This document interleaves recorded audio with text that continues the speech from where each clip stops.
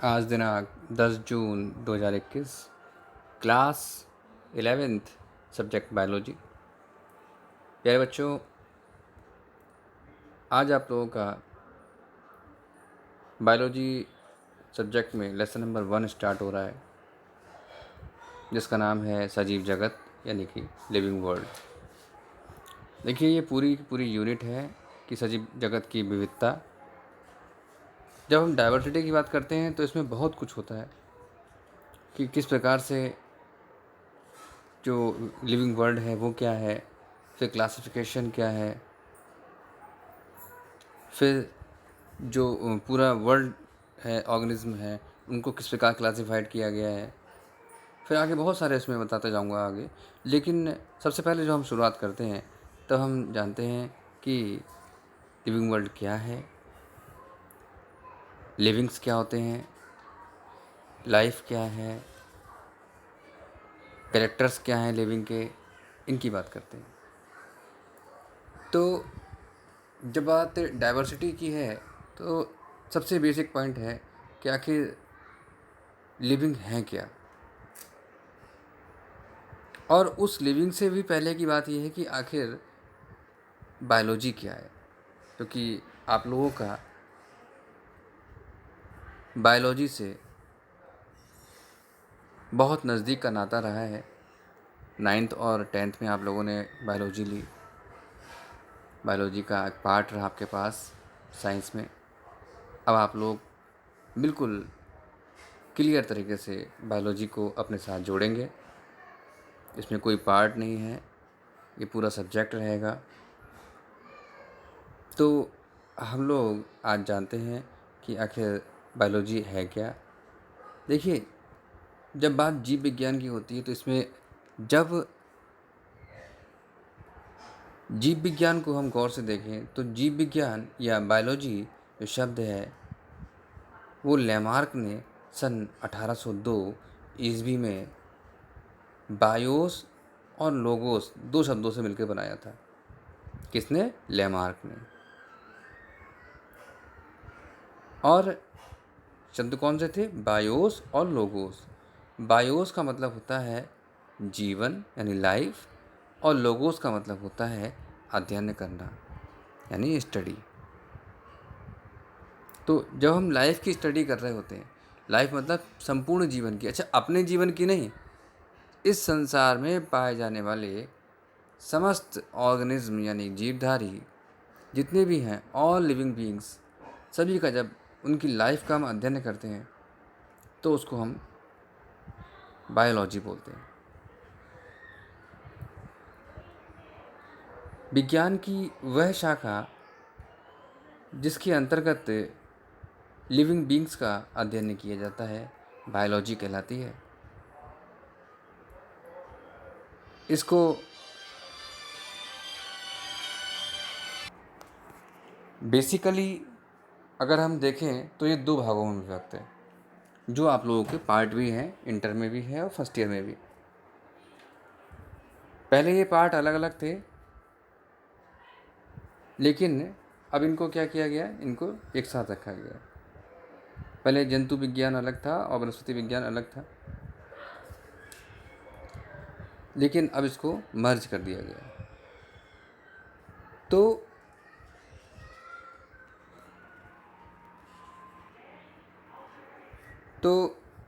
अब हम बात करेंगे कि सजीव क्या है। देखिए, वनस्पति विज्ञान को बॉटनी बोलते हैं, जंतु विज्ञान को जूलॉजी बोलते हैं। ये क्लियर होना चाहिए आप लोगों को। 3-4 चीज़ें बिंदु बिल्कुल क्लियर रखिए। मैं आपको पहली बेसिक क्लियर कर देता हूँ कि बायोलॉजी यानी कि जीव विज्ञान, ठीक है। फिर वनस्पति, इसमें दो भाग हैं, जंतु विज्ञान जूलॉजी, वनस्पति विज्ञान बॉटनी, ठीक है। जंतुओं का जब अध्ययन करेंगे तो उसको हम जूलॉजी बोलेंगे, यानी एनिमल जितने भी हैं जब उनकी स्टडी होती है, उनकी पूरी लाइफ की स्टडी होती है, तो उसको हम क्या कहते हैं? जूलॉजी कहते हैं। और जब बात करते हैं पौधों की, तो जितने भी पौधे हैं समस्त संसार में तब उनका अध्ययन किया जाता है तो उसको हम बॉटनी बोलते हैं। क्लियर? आप सबसे पहले मैंने नाम बता दिया आपको कि जो बायोलॉजी शब्द है उसका उपयोग सबसे पहले किसने किया था? लैमार्क ने किया था 1802 ईस्वी में। बायोलॉजी के फादर कौन है, यानी फादर ऑफ बायोलॉजी कौन है, मतलब इसको बोला जाता है। अब ये क्या होगा सर, फादर ऑफ बायोलॉजी क्या होता है? देखिए, सबसे पहले इसकी शुरुआत किसने की थी, ये कॉन्सेप्ट आया किसके दिमाग में था कि इसका अध्ययन भी होना चाहिए? तो एक वैज्ञानिक थे, इसमें सबसे पहले जो शुरुआत करने वाले वैज्ञानिक थे उनका नाम अरस्तु था। उनको इंग्लिश में एरिस्टोल बोलते हैं, परंतु आप लोग इसको अरस्तु बोल सकते हो, ठीक है। तो अरस्तु थे। जब बात जीव विज्ञान की होती है, बायोलॉजी की बात होती है कि शुरुआत किसने की थी, तो बायोलॉजी के जो जनक हैं यानी कि फादर ऑफ बायोलॉजी हैं वो कौन है? वो अरस्तु हैं। अच्छा, इन्होंने शुरुआत जो की थी वो जंतुओं से की थी। जंतुओं पे जो है इन्होंने अध्ययन किया था। लगभग 500 जंतुओं को लेकर इन्होंने ये जो प्रोसेस था स्टार्ट किया था। तो सभी जंतुओं का 500 जंतुओं का अध्ययन किया, तो इसलिए जंतुओं पर अध्ययन किया, तो इनको जूलॉजी का भी क्या कहते हैं? Father of biology, father of zoology भी कहते हैं, यानी कि जंतु विज्ञान का जनक भी बोला जाता है। तीसरी बात जो है वो ये है कि वनस्पति विज्ञान का जनक किसे बोला जाता है? देखिए, थियोफ्रास्टस नाम का एक वैज्ञानिक था। तो उन्होंने पौधों पे, लगभग 500 पौधों पे, उन्होंने भी क्या है कि अरिस्टोल की तरह ही देख के, और अपने जंतुओं पे उन्होंने किया तो उन्होंने पौधों पे करा। 500 जंतुओं उस पर, सॉरी 500 पौधों पर जो है इन्होंने रिसर्च करी और फिर कई सारे अपने निष्कर्ष निकाले। तो इस प्रकार उनको फादर ऑफ बॉटनी बोला जाता है। तो क्लियर हो गया आपको तीन चीज़ें। Father of zoology father of biology कौन है? अरस्तु हैं। फादर ऑफ जूलॉजी कौन है? अरस्तु हैं। और फादर ऑफ बॉटनी कौन है? तो थियोफ्रास्टस हैं, ठीक है। अब बात होती है सजीव क्या है। देखिए, सजीव जो है वो संसार की समस्त वस्तुओं को हम सजीव व निर्जीव दो श्रेणियों में रखते हैं। सजीव वस्तुओं को जीव कहते हैं, यानी ऑर्गेनिज्म कहते हैं। वास्तव में जो जीव हैं वो भौतिक व रासायनिक पदार्थों की एक जटिल इकाई को प्रदर्शित करता है, जिसे जीव द्रव्य कहते हैं, प्रोटोप्लाज्म कहते हैं। प्रोटोप्लाज्म में सदैव सक्रिय यानी कि एक्टिव और परिवर्तनशील चेंजेस लगातार होते रहते हैं। अतः अब हम इस प्रकार कह सकते हैं कि प्रोटोप्लाज्म सदैव सक्रिय रहने वाली एक परिवर्तनशील अवस्था है, जिसमें क्या होता है? वृद्धि होती है यानी ग्रोथ है, जनन होता है यानी कि रिप्रोडक्शन है, उपापचय होता है यानी कि मेटाबॉलिज्म है, और पर्यावरण के प्रति अनुकूलन की क्षमता होती है, यानी जो एटमॉस्फेयर के अनुसार अपने आप को चेंज करता है। और तथा यह लगातार ऊर्जा की क्षतिपूर्ति करता रहता है, यानी ऊर्जा लगातार बनती रहती है इसमें। तो ये क्या है? यही है लिविंग बीइंग्स, यही है हम आप सब लोग, जो लगातार जो है ऊर्जा बना रहे हैं और जनन क्रिया के द्वारा अपनी वंशागति रखते हैं। ये बहुत क्लियर सिद्धांत है। अब हम बात करते हैं कि मीनिंग ऑफ लाइफ, मतलब लाइफ क्या है, मतलब जीवन क्या है, जीवन का तात्पर्य क्या है। देखिए, जीवन का शाब्दिक अर्थ वह लक्षण है जो सजीवों को निर्जीव पदार्थों से अलग करता है। जीव विज्ञानी जीवन की परिभाषा देने में काफ़ी कठिनाई महसूस करते हैं, जबकि उनके पास सजीवों के बारे में विस्तृत ज्ञान होता है। बहुत सारे कैरेक्टर्स हैं, ऐसे बहुत सारे कैरेक्टर्स हैं जिसको हम जान सकते हैं कि हाँ डिफरेंट है भाई, जो लिविंग और नॉन लिविंग डिफरेंट होते हैं। छोटे छोटे क्लासेस में बताया जाता है, लेकिन हम जब बात करते हैं 11th की, तब उसकी हम डीप स्टडी करते हैं। देखिए, अभी मैं आपको बताते जाऊँगा आगे। इसका कारण यह है कि सजीवों तथा निर्जीवों के बीच रेखा खींचना कठिन है। उदाहरण के लिए वायरस यानी स्वयं में निर्जीव कण है। देखिए, वायरस क्या है? ना सजीव है ना निर्जीव है। कि वायरस स्वयं में तो निर्जीव कण है, लेकिन किसी भी लिविंग सेल के, यानी लिविंग सेल में प्रवेश करने पर यह क्या होता है? एक्टिव हो जाता है, सक्रिय हो जाता है और मल्टीप्लिकेशन शुरू कर देता है, बहुत तेज़ी से बढ़ता है। अभी आप लोग एक नाम सुन रहे होंगे, कोरोना वायरस। तो ये जो कोरोना वायरस है, ये भी सेम वही वायरस है। वायरस निर्जीव कण के रूप में रहता है और जैसे ही किसी सेल में प्रवेश करता है, बहुत तेज़ी से ग्रोथ करता है और मल्टीपल होता रहता है।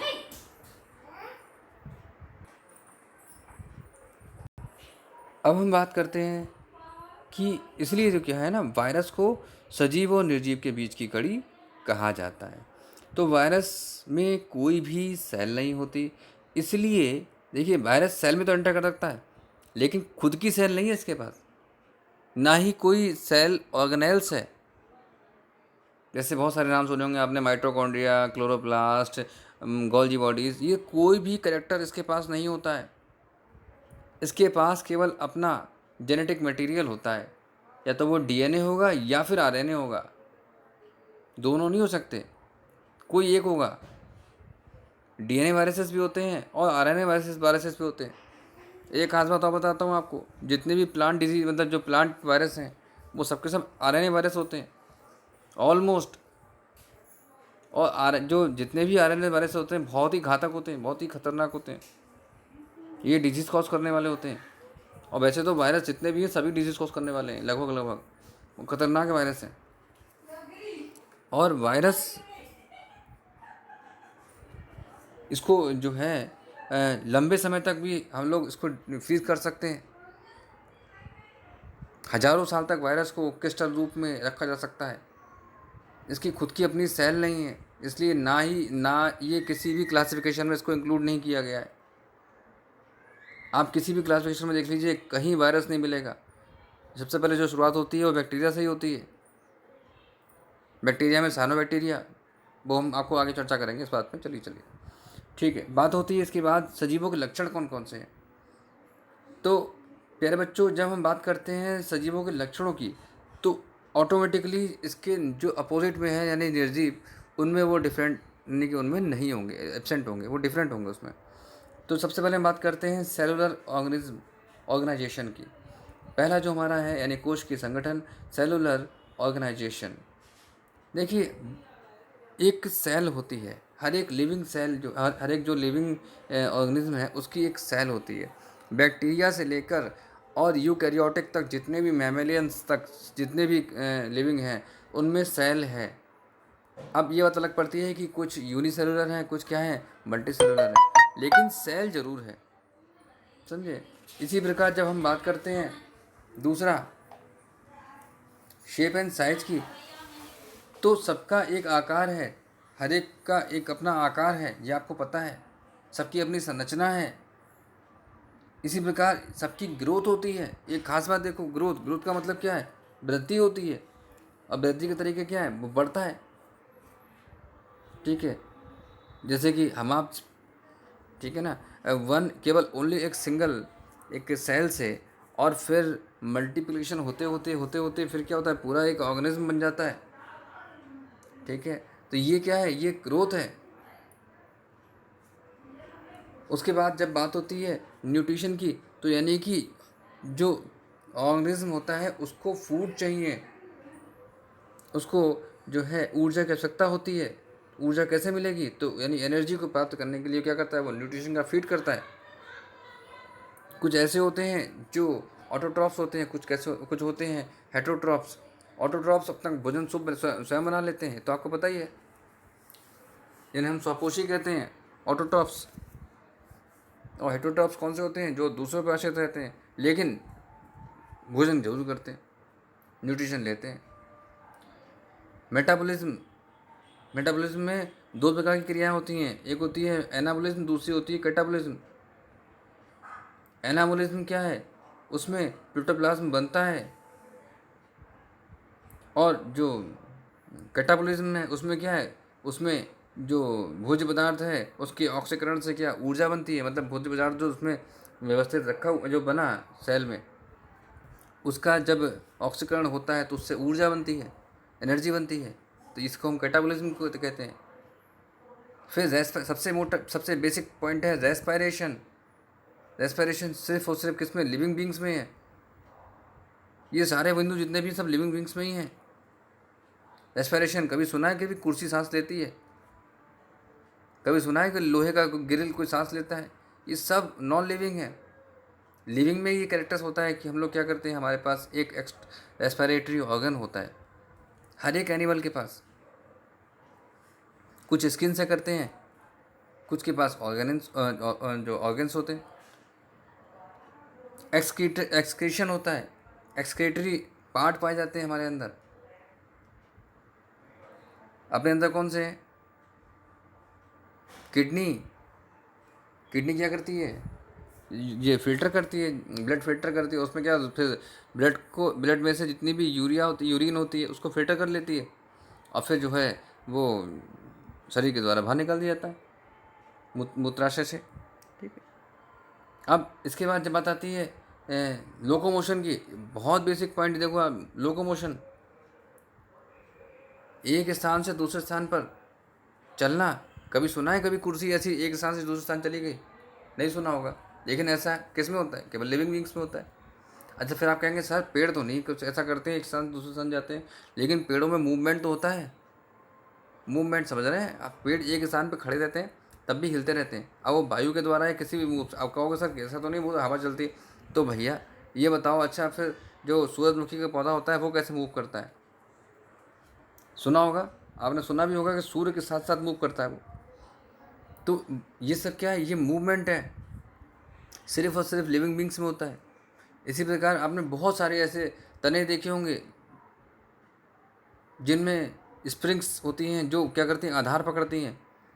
तो उनको किसी ने बांध दिया था क्या? लेकिन नहीं, उनमें मूवमेंट होता है, वो आरोहण क्रिया करती हैं, चढ़ती हैं। ये क्या है? लोकोमोशन। ये सिर्फ और सिर्फ लिविंग बींग्स में होता है।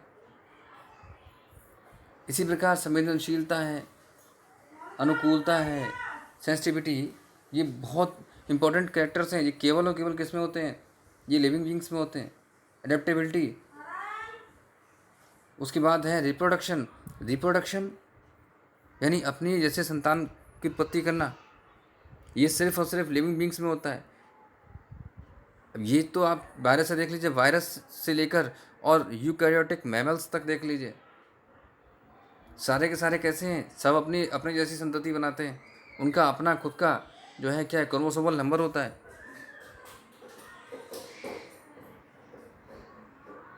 अपना खुद का क्रोमोसोमल नंबर, मतलब जैसे मनुष्य का कितना नंबर है, क्रोमोसोम कितने पाए जाते हैं? तो 46 हैं। तो 46 गुणसूत्र वाली संरचना कैसी है? मनुष्य है। समझ गए? तो इस प्रकार से सबकी अलग अलग होती है। अच्छा, एक बात और बता दूँ आपको, गुणसूत्र कभी क्या होता है ना, जो है विषम संख्या में कभी नहीं होगा, हमेशा सम संख्या में होगा। ऐसा नहीं कि 47 कर दो, अच्छा इसके 53 कर दो, ऐसा नहीं होगा। हमेशा सम संख्या में 54 होगा या 52 होगा या 46 होगा या 48 होगा। समझ रहे हैं? चिंपैंजी में जो होते हैं ना, वो 48 होते हैं गुणसूत्र। तो बहरहाल वो आगे सब बहुत सारे बिंदु बनेंगे। बायोलॉजी बहुत इंटरेस्टिंग है बेटा, और बहुत अच्छा सब्जेक्ट है। आसान भी नहीं है लेकिन कठिन भी नहीं है। आसान भी नहीं है, अब ये समझ लेके जाते तो कुछ नहीं आसान, आसान नहीं और कठिन भी नहीं है कि आप कहोगे सर बहुत कठिन है तो समझ में नहीं आ रहा। इंटरेस्ट लेंगे, और इंटरेस्ट कैसे क्रिएट होता है? इंटरेस्ट जो होता है ना तब क्रिएट होता है जब हम खुद पे स्टडी करते हैं। क्योंकि जिसकी हम स्टडी कर रहे हैं, और करने वाला कौन है? खुद ह्यूमन। स्टडी करने वाला ह्यूमन, और किसकी स्टडी की जा रही है? ह्यूमन की।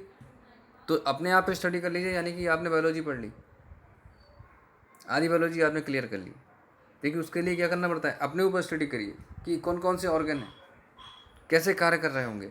अभी हम लोग बातें कर रहे हैं ना, हमारा बहुत सारा डीएनए बन रहा होगा, बहुत सारा डीएनए हमारा क्या हो रहा है, लॉस भी हो रहा होगा और डीएनए बन भी रहा है। इसी प्रकार जानते हो हमारी जो जो ब्लड है, हमारा ब्लड की जो सेल्स हैं, रेड ब्लड सेल्स, कार्पसेल्स हैं, और वाइट हैं, और प्लेटलेट्स हैं, लगातार क्या होता है, नष्ट होती हैं और बनती भी हैं, लगातार बनती है। हमें दिखाई थोड़ा दे रहा है, लेकिन क्या हो रहा है, पूरा अंदर प्रोसेस चल रहा है। जब हम लोग खाना खाते हैं, मैंने भी यहाँ बोला था नाम एक न्यूट्रिशन, भोजन। तो ऊर्जा लेने के लिए हमें क्या करना है, हम भी तो खाना खाते हैं। आपने सुबह खाना खाया और उसके बाद फिर आपने दोपहर में खाना खाया, थोड़ा नाश्ता सुबह किया, फिर आपने दोपहर में नाश्ता खाना खाया। तो क्यों करते हो ऐसा? बीच में क्यों नहीं खा लेते हो? या बीच में अगर नहीं खाओगे तो इतने लंबे समय तक कैसे चल जाते हो? हमें ये कि जो ऊर्जा चाहिए होती है, वो ऊर्जा जो हमने ब्रेकफास्ट किया है उससे बनी हुई ऊर्जा हमारे अंदर संचित रहती है। उसका उपयोग एटीपी के रूप में हो रहा है, एटीपी बनने में होता है। और उस एटीपी को हम लोग किस में इस्तेमाल करते हैं? बहुत सारे जैविक कार्यों में इस्तेमाल करते हैं। हम लोग लोकोमोशन कर रहे हैं, जा रहे हैं, आ रहे हैं, तो उसके लिए क्या चाहिए? ऊर्जा चाहिए। वो ऊर्जा हमें कहाँ से मिल रही है? वो हमें एटीपी से मिल रही है। इसी प्रकार क्या होता है, जब वो ऊर्जा ख़त्म होने वाली होती है तो क्या होता है, हमें भूख लगती है, हमें और ऊर्जा चाहिए। तो फिर हम क्या करते हैं? फिर भोजन करते हैं, फिर शाम का भोजन करते हैं। एक संतुलित आहार का एक डाइट चार्ट होता है, उसके अनुसार हम लोग कार्य करते हैं। लेकिन अब लोग क्या है, सिर्फ सोचते हैं ना, ऐसा कुछ भी नहीं है, ये तो सामान्य प्रोसेस है। सामान्य नहीं है, ये लिविंग बींग्स में होने वाले हमारे खुद के अपने प्रोसेस है जो लगातार हो रहे हैं।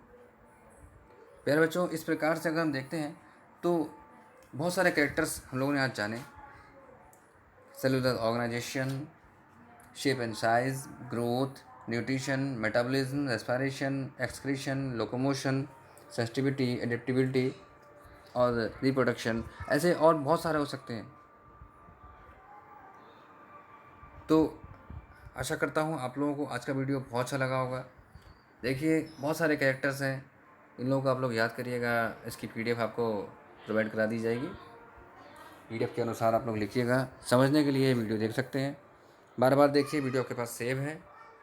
इसको जहाँ आपको ना समझ में आए उसको आप रिवाइंड कर लीजिए, फिर से देखिए। कहीं अगर समस्या आ रही है तुरंत मुझे आप लोग बात कर सकते हैं मुझसे, और ग्रुप पे भी आप लोग जो अपने क्वेश्चंस को छोड़ सकते हैं, उसके आंसर आपको मिल जाएंगे। ग्रुप में भी अगर ना ही आ पाए तो मुझे पर्टिकुलर आप मुझे फ़ोन कर सकते हैं, मुझे पर्टिकुलर मैसेज भी कर सकते हैं, ठीक है। तो अगर ग्रुप जैसे क्लोज़ भी हो जाता है तो भी आप लोग मुझे पर्टिकुलर जो है मेरे व्हाट्सएप मुझे कर सकते हैं। अपने क्वेश्चंस को, इनको मैं सॉल्व करने का पूरा प्रयास करूँगा। चलिए, थैंक यू सो मच।